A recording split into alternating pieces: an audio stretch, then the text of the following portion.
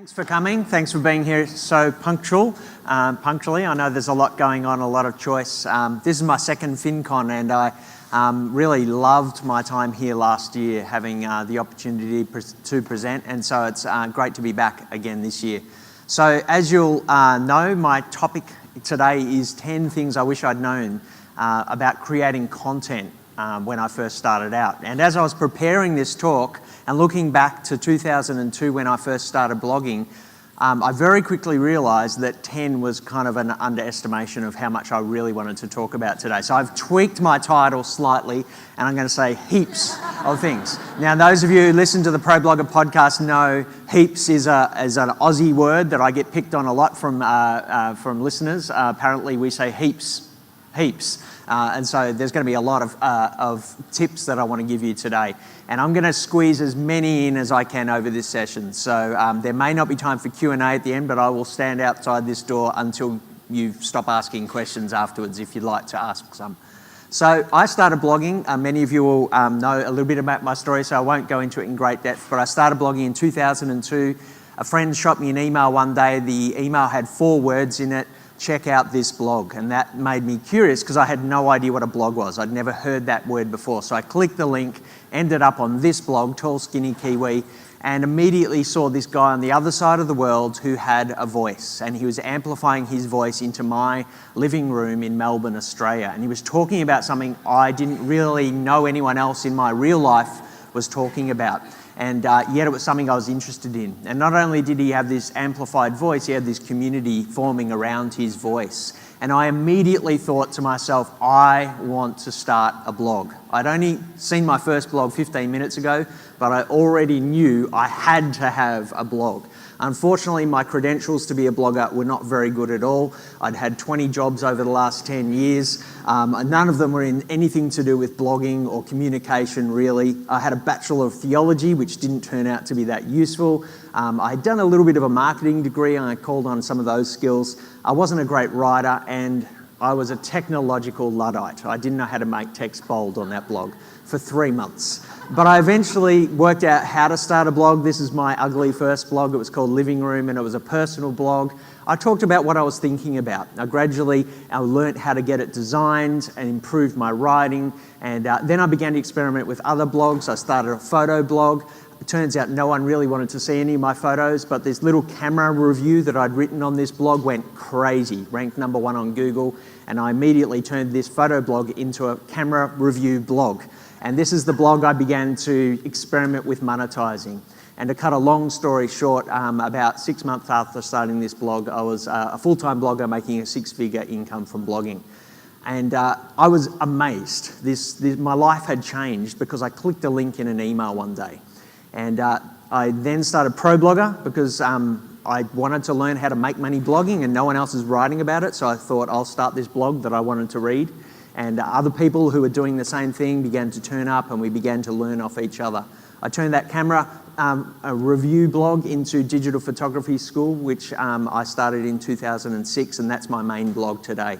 It's about 10 times bigger than Pro Blogger. It's the main focus of my business. It's a how to take photos blog.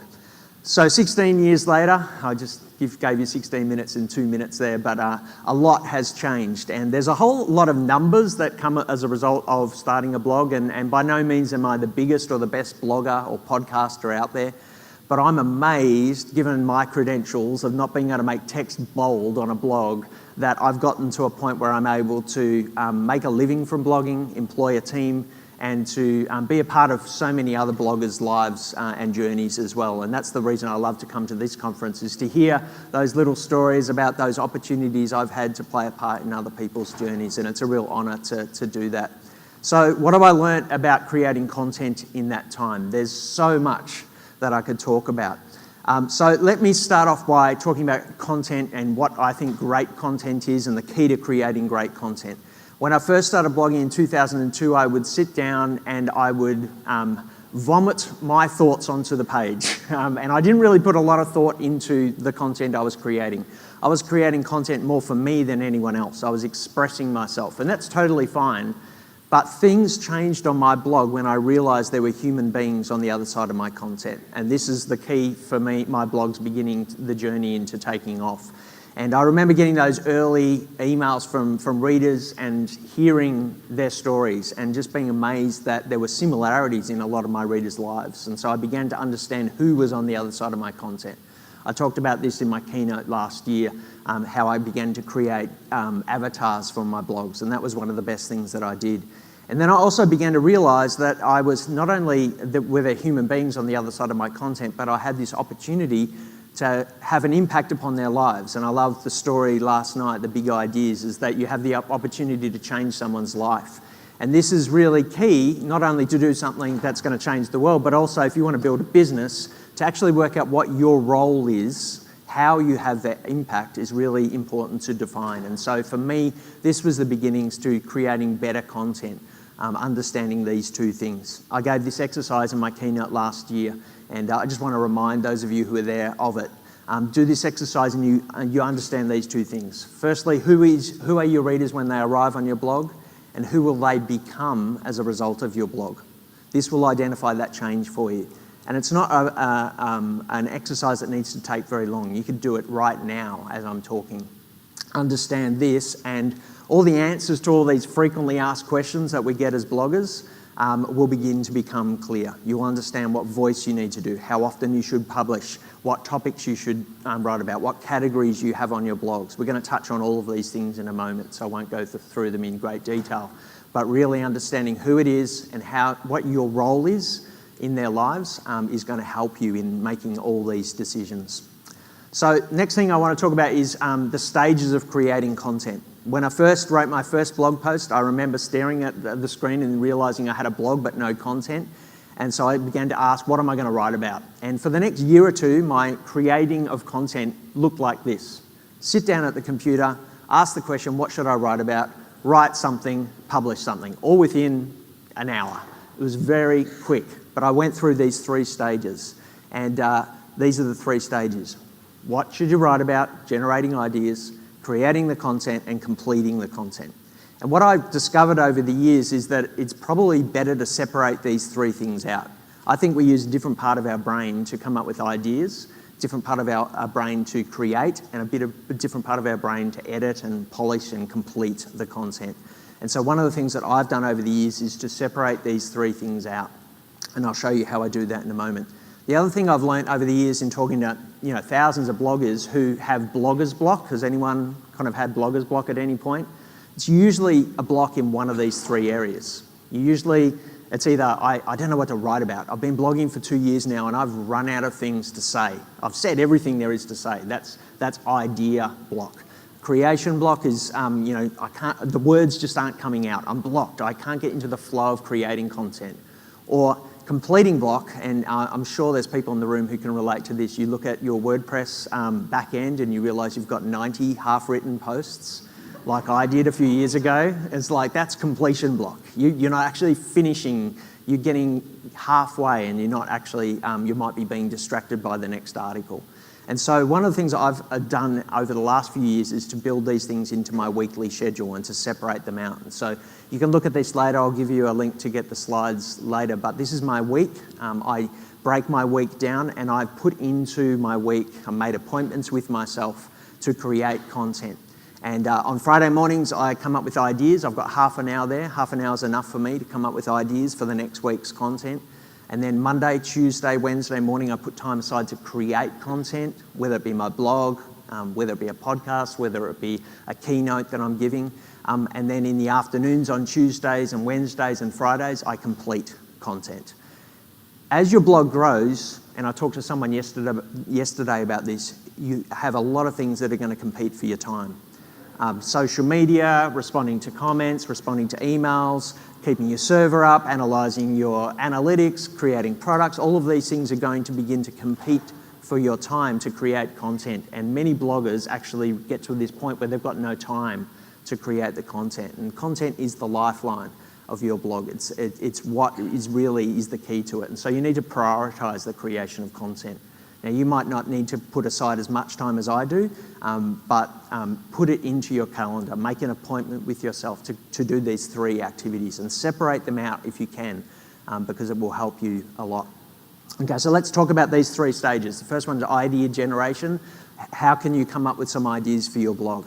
This is the most simplistic diagram that I've ever used on this topic. It came from a guy called Chris Garrett, who I wrote the ProBlogger book with.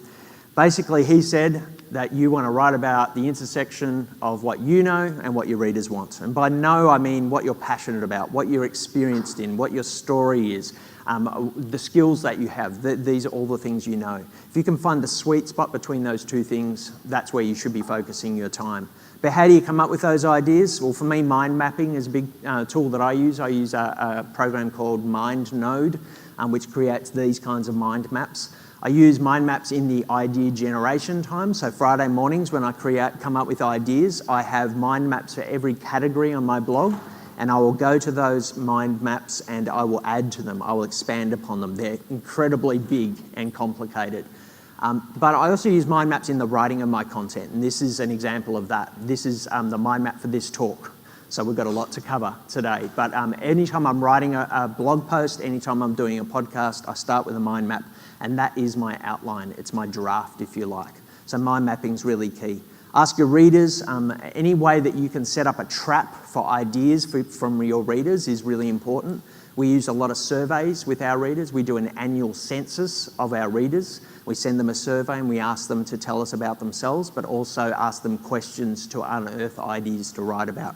We also have another survey that goes out to anyone who subscribes to our blog, to our newsletter. After a couple of months, as part of an autoresponder sequence, we send out a survey. And so every day we're getting a couple of hundred people answer that survey. And so anytime we want to know what we should write about, we dig into that and ideas are there. We also monitor what people are searching for when they're on our blog. That is fascinating. It's not just about finding out how people get to your blog, that's interesting, but that identifies what you've already got content for because you're in the search results for that. Have a look at what people are doing when they're on your blog and you'll find content ideas that you haven't got content for yet. So you can actually get that data out of Google Analytics. There are other tools around that will help you with that as well. So there's a whole heap of ways there that you can get ideas from your readers. Harness the power of evergreen content. This is probably the most powerful thing, the most powerful realization that I've had over the years. If I look at what are the most profitable posts on ProBlogger, they're the evergreen ones. They're the pieces of content I wrote in 2005 that are still relevant today. And I'll show you one of those in a moment. I love this quote from Tim Ferriss. The most labor-efficient way of building an audience or building a profit over time is to create evergreen content, content that won't date. Now, it's not to say you can't do more timely, news-orientated posts or reviews of products that are going to become obsolete. They are still important in what we do, but 90% of our content is evergreen. And we want our content still to be on the end of search results, on the end of social shares in 10, 20 years' time. And this is some questions you can ask to kind of unearth some of those evergreen topics. I'm not going to go through them here, but if you are particularly at the beginning of your blog and want to create some of these types of posts, I would encourage you to have a look at some of these questions when you grab the slides later.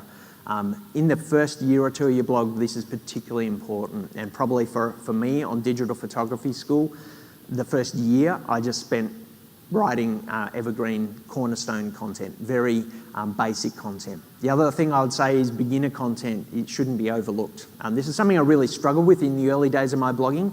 I had this urge to create advanced content. I wanted to be seen as an expert in the topics, and yet I also found that my readers were asking really basic questions. And so one of the posts I wrote early on was how to hold a camera, and I was embarrassed to write this post because everyone knows how to hold a camera. Well, it turns out they don't. And occasionally we get questions, how should I hold it? And then we'd see evidence of our readers not being able to hold a camera right because their photos were blurry. So I wrote this post and I summoned up the courage to publish it, even though it was very basic, and it did really well for us. To this point, it's had about 1 million readers of this post. It turns out that people search on Google for the questions they're too embarrassed to ask their friends. And some of those questions are very beginnery type questions. So a lot of the best pieces of content on both of my blogs are very basic answers to questions that people have. Mix up your content. And this again comes into the creation of your content, but also what should you be writing about. Every week we try and do information posts, inspiration posts, and interaction posts. And we cycle through those things. For us, 90% of our content is information. It's how-to tutorials, it's reviews, it's news. They're the three things that we focus on, mainly education. But we also like to sprinkle in and season that information with some inspirational content. So we'll tell a story, or we'll show a beautiful image, or a collection of beautiful images. We create desire in our readers when we do this. And what we found is that by doing these inspirational posts, it actually drives people to our information posts.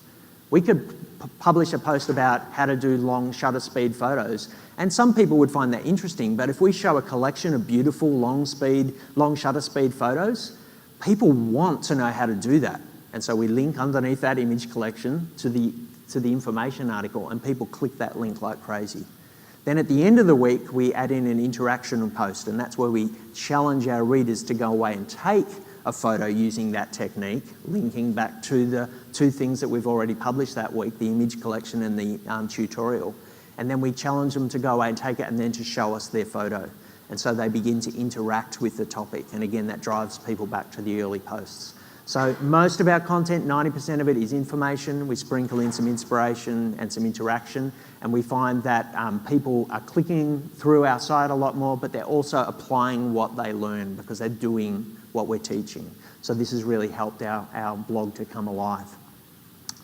Create momentum with your content. And really what I've described there is a flow of 3 pieces of content that we do every week that drives them through our blog in different ways. It drives page views, but it also creates anticipation. Because we've got this rhythm every week, our readers know what they're going to get next week. They begin to look forward to the challenge. We signal to them in the early tutorial in the week, later in the week we're going to do a challenge. We build anticipation. People will subscribe to your blog, your podcast, your YouTube channel if they anticipate something's coming that they don't want to miss out on. So creating a series of content in any way, any post that builds from one to another, anytime you do part 2 coming tomorrow, you're building anticipation. You're also going to create more page views through your site, which is good if you're building advertising revenue as well. So anything you can do to build a flow of content is really very powerful. Let's talk more about creating content here, some tips for creating content for your blog. First thing I want to say is don't get distracted by the tools. It's not about the tools. When I started blogging, I started on Blogspot, which is now Blogger, and it didn't have comments on it. You had to install a script to get comments onto your blog. It was very basic stuff. There weren't any tools. There was like 2 or 3 things you could do. Today we're spoilt for choice, and I see a lot of readers coming into ProBlogger who just get completely distracted by the tools. And they actually spend most of their blogging time researching what tool should I buy or what tool should I use, and they don't actually create any content at all. And so if you want to get into creating content, it doesn't matter. I use text editor to create my posts. We use Google Docs to talk as a team and to work as a team. We use a lot of free tools. There's some great paid tools out there, but it doesn't really matter. Just get into the creating of content first. Second thing is to write messy drafts, and we did a podcast with Kelly Exeter a couple of weeks ago now, and this is a really great episode. We got so much feedback about this. Kelly revealed in her podcast here that she hand writes her drafts. And the reason she does it is that she finds that if she types it, she finds herself editing as she's writing. She's correcting words that she's misspelt. She's thinking about the title. She's going back to that opening line, and she actually doesn't get into the flow of writing at all. So she hand writes her drafts. And quite often her draft is quite different to what she publishes, but she goes to deeper places with her content. She writes more with more personality. So whether you handwrite them or whether you type them, resist the urge to edit as you write. This is why I actually love to mind map my drafts. Actually, some of the mind maps I create are actually just big paragraphs in the mind map itself. And then I just sort of blurt it all out, and then I look for the gold. There's always a nugget. There's always a sentence that stands out in that messy draft, and that can then become the foundation for your content. It will help you to write in a more distinct style. So if you want to learn more about that, there's a podcast link there for you in the slides as well. Write like a human. This is another interview I did with Beth Dunn on the podcast, and she gave these 10 tips for writing in a more humane kind of way, unlike a robot. And many bloggers, when they start out, write in a more stilted, kind of formal way, and she talks here about doing things like using contractions. So instead of you have, you've. That's how a human being talks. It may not be quite as grammatically correct, but actually writing in that kind of more human voice is a very powerful thing to do. Using short, simple, clear words instead of feeling like you have to impress by using big words. People have perhaps a lower reading age than you might expect. So there's some things there. If you feel like you're a robotic writer, you might want to go and listen to that podcast as well. This is all about writing with personality. My wife's a great example of someone who writes with personality. She makes up words constantly in her life. Like, people come over to our house for dinner and people are just constantly looking at me and going, what is she talking about? Like, what does that mean? And I interpret what she means. And so if you go and read her blog, you actually see she makes up words as well on her blog. And people meet her in person after reading her blog and they go, she's just like that in person. She writes with personality. And you might think that puts readers off, that this woman's making up words and this isn't grammatically correct, but people love it and they make up words in the comments, and so it becomes a part of the flow of her blog. It's personality. So if you're a funny person, if you make up words, if you're a serious person, just let it come out in your content.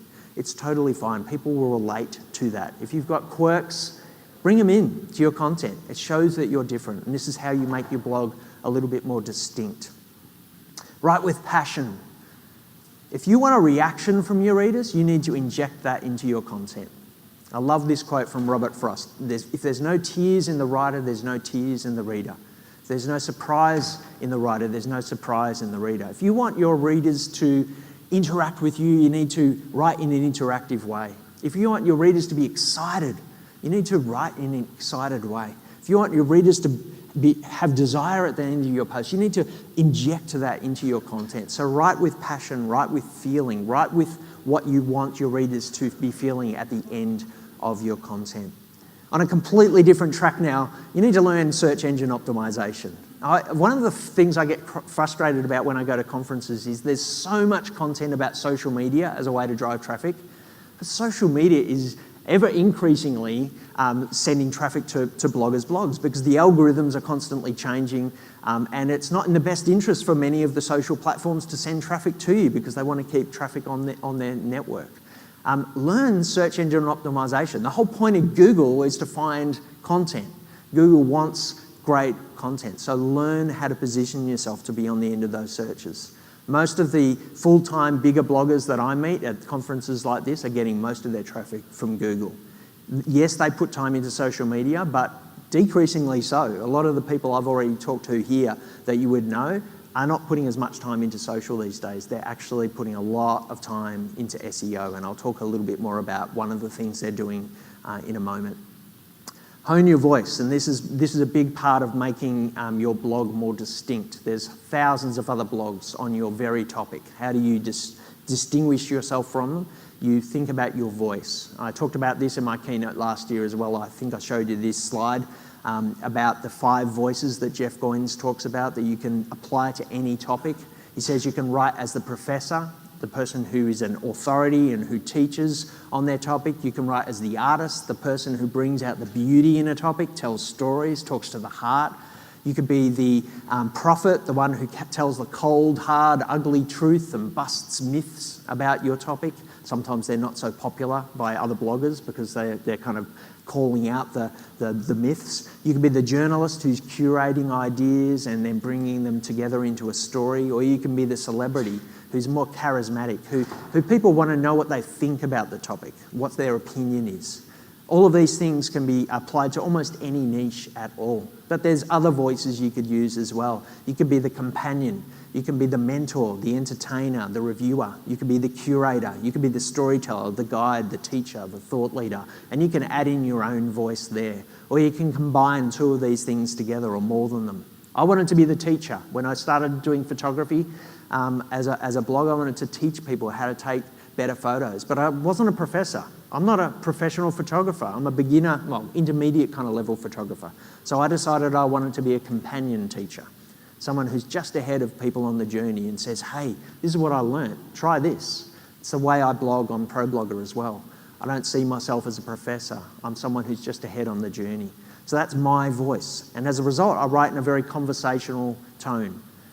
Your voice is going to be different to that. So really think about it and hone it. Your voice might mature and change over time, but really focus upon working out what that voice is. Tell as many stories as you can. We saw last night in the keynote stories being told and people were responding to that. I saw every time a story was told last night, I looked around the room and people leant in at those points. Stories make your readers lean in. Stories resonate with people. Stories create memories in your readers. Every time I come to a conference like this, people will go, I remember a post you wrote, or I remember a podcast episode, and it's almost always a story that I told. The key one is the day my wife told me that I had 6 months to go full-time as a blogger. People constantly tell me about that story. No one ever comes up and says, I remember a post you wrote about how to position AdSense ads on your blog. Never. No one remembers that post. Stories, they resonate with people. So tell as many as you can. And there's ways you can tell stories in a very dry topic as well. Case studies can be useful. There's 14 different types here that you might want to dig into, but there's always stories. Tell other people's stories, tell your own stories. Allow your guest writers to tell their stories. Interview people. Do case studies particularly. They're really useful. Tell picture stories. Use video stories. Stories should be a part of your content. But they should also be part of the overall content as well. And this is what I've done on ProBlogger over the years. My readers have journeyed through my story together. They know the history, and over time they see the story. When you tell your stories constantly, it becomes part of the bigger story of your blog as well.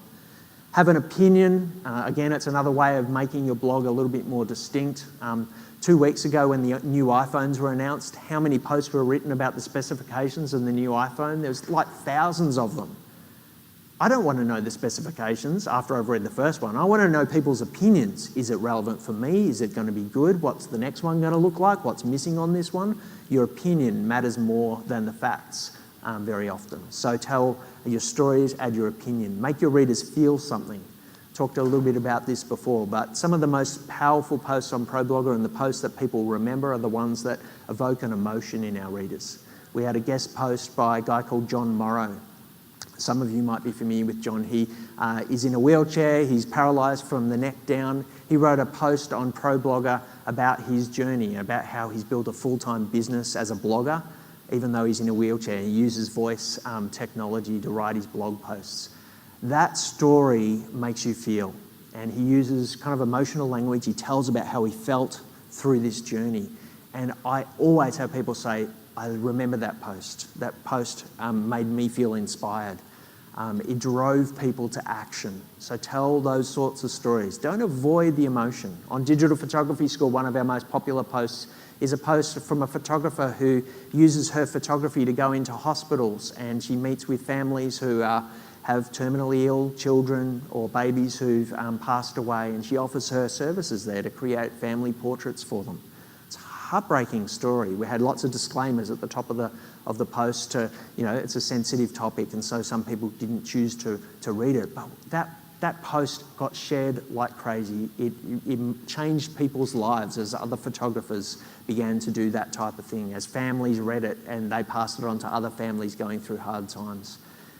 Go to those deeper emotional places from time to time. Not every post has to be like that, but they actually create a really deep connection with your readers. Experiment with different types of posts. If you're actually at the beginning of your blog, it's really important in the early days to mix it up a little bit, find out what type of post relates to your readers. But if you're hitting blogger's block and you have a block in this creating area, it's also a good time to try something a little bit new. And there's lots of different types of posts here. I remember once on ProBlogger, I was really stuck for creating content. So I decided to write a post in the voice of my 2-year-old.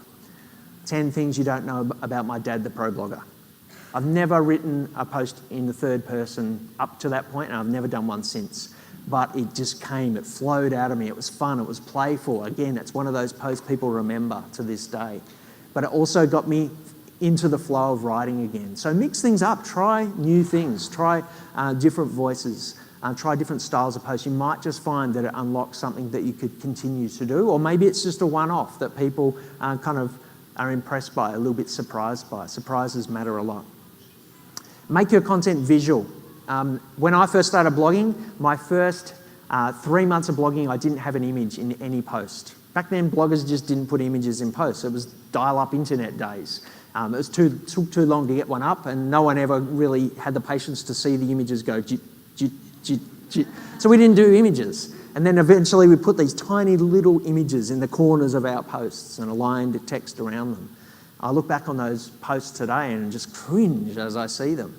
But now we live in a time where visual content is so important, and we don't ever publish a post now on our sites that don't have at least some kind of visual element to them.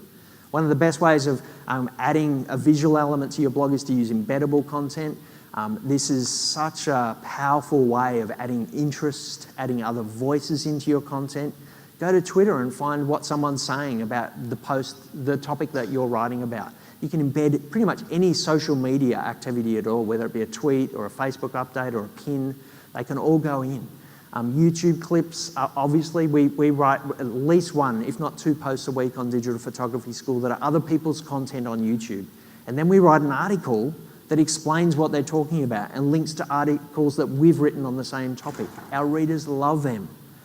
And so do the content creators. They actually pitch us their videos now. Please feature my article. And so it builds relationships with other people as well. So embeddable content, it's a really easy way to create content. If you're struggling to put more than 1 post out a week, this is a way to double that. Just put a video up every week as well, and you've got 2 posts a week.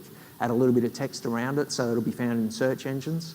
And one of the things about videos, people will be on your page longer, and that's a search engine algorithm feature, I guess. If people are on your page longer, Google sees that as valuable content, so it will help your search rankings as well. Experiment with different mediums. This is probably what's kept me blogging about blogging since 2004. That's a long time to write on one topic. By mixing up the mediums, it keeps me fresh. That's the reason I do it. I don't do it for the readers, I do it for me. Like starting a podcast, that was for me. That wasn't for my readers necessarily. It turns out that my readers enjoyed it as well. Today, we on ProBlogger have 1 blog post a week, 1 podcast a week, 1 live video a week, and 1 email a week. That's all we do. We used to do 14 posts a week, 14 written pieces of content. Now we do 4 pieces of content a week, and they're all different mediums. It keeps us fresh, it keeps variety in the content creation, but also our readers, some readers like listening, some readers like watching, some readers like reading. There's different learning styles, so mix up the types of mediums you do. Give your readers something to do with your content. I remember the first time I did a series of content that was more interactive, 31 Days to Build a Better Blog. I'm sure there's people in the room who remember that early series I did on the site. It was every day for a month I taught something and I gave a piece of homework. Readers loved it. It was the biggest month of traffic I'd ever had. More comments that month than I'd ever had. More subscribers than I'd ever had to that point. And I discovered the power of doing a challenge with your readers. And of course, challenges today are very common. We see challenges all the time. It doesn't need to be a month long, it could be a week, it could be longer. Anything that gets your readers to do something, they begin to participate, they feel a part of what you're doing, they begin to interact with other readers, brings your blog alive in so many ways. And our best products today are interactive as well, and challenge-orientated courses are doing really well for us as well. People like to participate, they like an event. Don't just be interesting, be interested. And this is something that I've learned over the years. Pretty quickly, actually, I learned very early on that readers love it when you build engagement into your content. And so every week we have a post on Digital Photography School that asks a question. There's no content except the question. And every week we get lots of comments and people look forward to that. Sometimes we link that question in with an article we wrote earlier in the week to drive traffic back to that. Interaction with your readers. Often at a conference like this, you'll hear people teaching you that if you want people to buy your stuff, they need to know, like, and trust you. Have you heard that quote? People do business with those they know, like, and trust.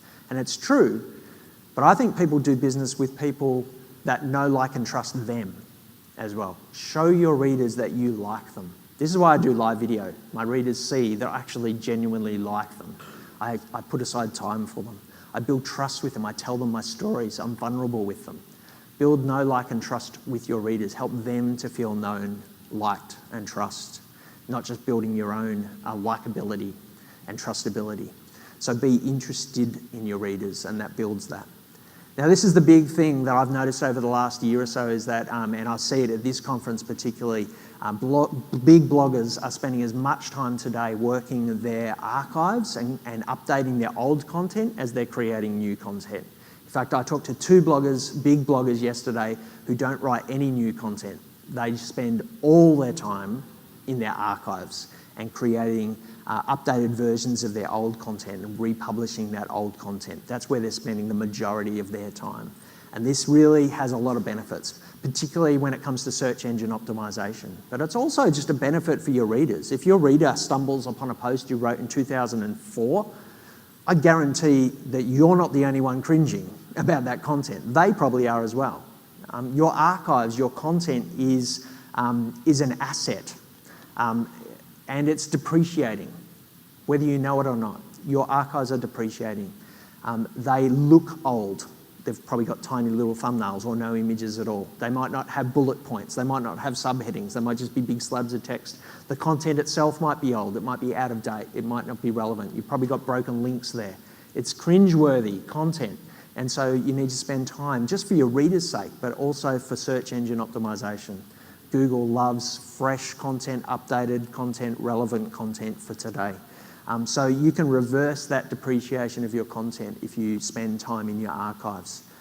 Particularly you want to target any post that's got high traffic coming in from Google. Make sure it's up to date. Target posts that have you thought should have done better than they have.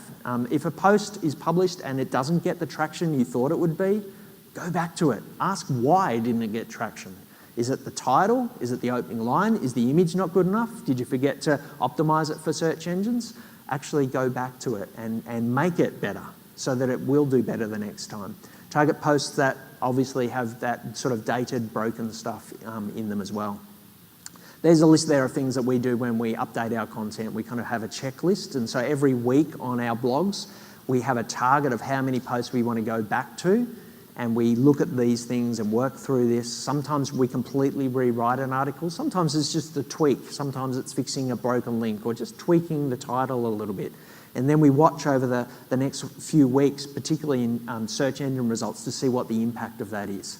Occasionally you'll update a post and it goes down. And so you might want to keep the old version in there if you can put it back in as well. So for us, it's actually something we work on over a few weeks. We don't just do it once and then leave it.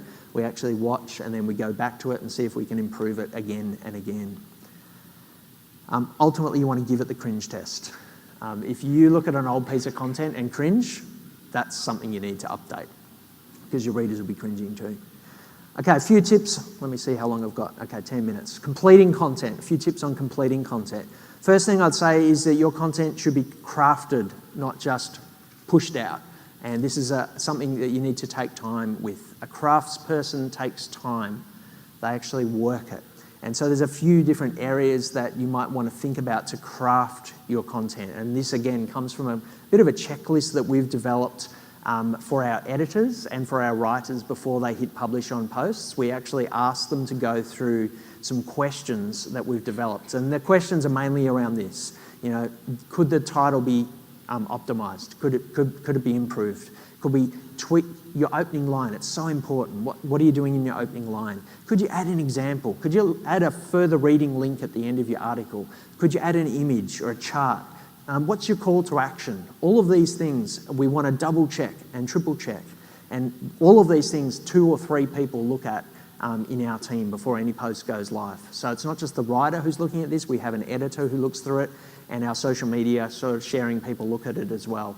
And so we want to craft that content. So by the time it actually goes live, a few people have had a look at it, and they're not just looking at spelling, they're actually looking at how can we share this content? How can it be improved? And as a result of this, our content has improved quite a bit. Deadlines and style guides absolutely suck. For my personality type, I'm an INFP. Has anyone done Myers-Briggs? And the P stands for completely disorganized and spontaneous. I am the most disorganized person in the world, which might surprise you having showed you my weekly schedule. That came into place because of my personality type. I need that schedule. I'm all over the place, but deadlines are so important. And I don't really sit well with deadlines or structure, but I've trained myself to do it and they motivate me.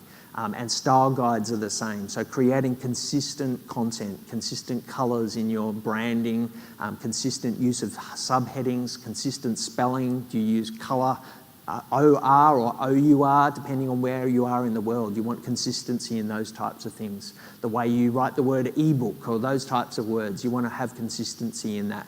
It is really important. And whilst it might not come naturally for some of you, if you're like me, it's really important, and it does help you in the creation of your content. I just want to finish off by talking about how do you sustain yourself as a content creator? Because this has been my biggest challenge. I've been blogging now for 16 years, and it's hard to sustain yourself, to keep being a content creator. And when content creation is at the heart of your business, how do you sustain that over the long haul? So the first thing I would say, and this has been the big lesson for me over the last few years, is that you need to care for yourself. And this has just been a real challenge for me over the journey. In the last 3 or 4 years, I've got my act together at last on this particular area. I've learnt that the well-being of my blog really relates to the well-being of me. And this might be a strange thing to say at a blogging conference where we all want techniques and tools and strategies, but this is the biggest strategy of all for me. If I'm not caring for me, if I'm not in a good place, my blog's not going to be in a good place. It's going to shine through in my content. And so for me, these are the kind of 8 areas that I'm asking myself about, just as a person, not just as a business owner. My mental stimulation, my learning. I've learnt that if I'm not learning, if I'm not growing, it's very hard for me to teach. It's very hard for me to bring passion and energy to my writing. So I can get stagnant with my learning. I can become so busy that I don't actually learn anything new about my area. Diet for me. I know I don't create great content if I'm eating sugar all day. I know I'm not creating great content if I don't have social interactions with people, because I become, in my little introvert's cave at home, and if I'm not engaging with people, I'm not learning, I'm not growing as a person. Movement, exercise. I got to a point where my watch was telling me that I moved about 1,000 steps a day. And that was a good day.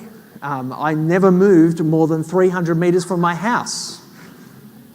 That's just not good enough. And so when I discovered that, I realised, why I'd been gradually putting on weight over the years. And so I began to set myself some goals in movement. And for me, it was walking, and I walk every day now for an hour to an hour and a half, and listen to podcasts. So I'm learning. So I've combined these 2 things together. I get back from that walk every day, and I want to create content. I want to finish the content that I've created.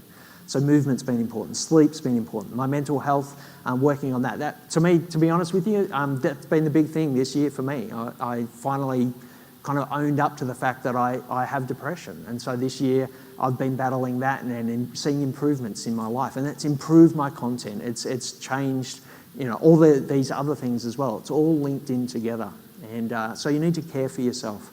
And meaning and spirituality, whatever that means for you, it's important to just be monitoring these things, improving yourself, because it does come out in the way you create content, in the way that you have energy for your business as well. Another thing that's been really great for me is actually realising there's different seasons in life, and there's also different seasons in your blog as well. If you follow my podcast, you'll know that over the last couple of months, I've stopped creating too much content, and I've handed my podcast over to my listeners. And my listeners are submitting their stories, and I top and tail their story. And this has been part of my kind of mental health kind of thing. I needed a break from creating some content, and so I handed my podcast over, still creating content. It's still got a bit of me in it, but it's allowed me to kind of heal and improve myself. But it's been a season that my readers have really responded to as well, and I've had lots of feedback from people that they're loving the stories and I should do more of them. They don't want as much of me, it turns out, in my podcast. So there will be different seasons in your blog, and some of it will relate to where you're at, and some of it will help you to keep fresh as well. So feel free to kind of move through those seasons. For you, the season might be experimenting with live video for a while and just slowing down your blog content. It might be starting a new medium like a podcast. These different seasons will come and go in times. It's okay to go off topic with your blog, and for me this is about sustaining myself. You've got other passions than the topics that you write about on your blog. I've got so many more things that I'm interested in than blogging and photography. People sometimes get surprised by that, but I'm a normal person. There's other things that I'm interested in, and so sometimes it's okay to let your worlds collide. And I think it's really useful to have a place where you can explore these passions as well. So it might be using Medium. This is an article I wrote on Medium recently about having midlife crises, which is kind of relevant to my life at the moment. But I went completely off topic there. And my readers on ProBlogger and Digital Photography School absolutely loved it. I could have published this on those blogs as well. So it's okay to explore those things. You probably don't want to do it in every post you write, but show that you're human, show that you've got other interests and things going on in your lives. Follow those passions and curiosities that you have. If you're asking a question about a new thing, follow that up and maybe start a little passion project on the side. Collaborate. I don't know about the listen bit, I just had to quote Vanilla Rice there, but collaborate with other people. And when it comes to sustaining yourself, I think bringing other people into what you do is really important. And for me, about 5 or 6 years ago, I really decided that I needed to bring in a team and start to hire people. I'd done it all by myself for too long, and bringing in other people to be a part of my team has been really important. But there's other ways to collaborate, and the podcast series that we're doing at the moment is one way of doing that. You can involve your readers in what you do, and this helps you to sustain yourself as a blog. The last thing I want to say as I kind of finish up is that really what's going to build your blog ultimately is the small little things that you do with your content over time. A lot of bloggers kind of looking for that post that's going to go viral, that's going to lift their blog to the stratosphere. Most bloggers who get to the stratosphere don't have that post. They have lots of little pieces of content over time that take their readers on a journey, that impact their lives, that bring about change in their lives. And the accumulation of all those pieces of content, whether they be blog posts or tweets or Facebook updates, it's the accumulation of all those things that build an epic blog. I've got 2 minutes, so I actually have some bonus slides that I thought I'd use. So let me just go to the next point. Which one will I do? I've got 3. Create memorable content. I've kind of talked about this, but really think about what memories can I create from my readers? And I've kind of touched on story, opinion, emotion, inspiration, being vulnerable, being playful. These types of posts, sprinkle them in because they'll create a memory, and this builds your brand. This is the stuff that will drive people back to your blog over time. Practice. I should have talked about this right at the start, but really it's over time you're going to improve so much. I look at my early posts. They are cringeworthy, just the style of writing I had. I made so many mistakes. But the more you do it, the more you're exercising those writing muscles. So practice and practice. And the last thing I say is pick a fight with your content as well. Sometimes if you pick something that your content stands for, so a post, I'm going to stand for this, I'm going to give my readers something to rally around with the content, that can be a very powerful thing as well. It can actually be the fight of your overall blog as well. So when I started ProBlogger, it was controversial to make money blogging back in 2004 when I started to do it. And I put my hand up and said, I'm a 6-figure blogger. A lot of people said, no, you're not. He's lying. Other people said he's probably doing something unethical. You can't make money blogging ethically. And so the fight of ProBlogger in the early days was, you can be a nice guy and make money blogging. You don't have to be a sleazy kind of internet marketer. You can actually make money blogging. It's okay to do that. And that became the fight. And it polarized people. A lot of people really didn't like the idea, but a whole heap more people said, yeah, I want to do that too. And so giving your readers something to rally around can be really useful. Vanessa, my wife, her fight on her blog is you don't have to give up being stylish when you have kids. That's a fight we have in our house every day. We've got 3 boys. They destroy the style in our house. But we've decided we want to continue to have a sense of style in our lives, and particularly Vanessa does. And so she talks about that on her blog, and people really rally around that. They want to kind of have that same style they had in their 20s, in their 40s and in their 50s. They want to have to give that up. And so that's the fight of her blog. So what's the fight of your blog? It's just not the topic of your blog, but what's the fight of it? what can you rally your readers around? So what do you stand for? What do you stand against? Can be another kind of fight. And what do you want your readers to rally around? They're my slides if you want to grab them. There's no opt-in or anything there unless my team put one on. I don't think they did. You can grab all those and all the further reading and listening if you want to grab those as well. It is a bit of a large file. The movies aren't in the file, it's just still images, but hopefully that'll be helpful for you. And that's exactly my time. So I'm going to move out there if you've got questions, and I'm happy to hang around for as long as you need. Thank you.